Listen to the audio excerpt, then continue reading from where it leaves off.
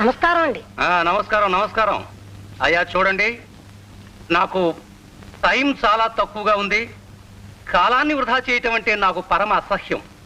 ఒక్క నిమిషం time waste చేస్తున్నావంటే జీవిత పరిమాణంలో ఒక నిమిషం తగ్గిపోయినట్టే కదా.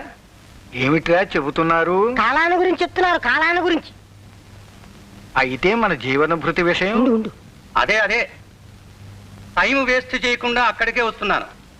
మీరు కూడా నా కాలాన్ని వృధా చేయకుండా, నన్ను విసిగించకుండా అడిగిన వాటన్నిటికీ సమాధానం చెప్పాలి.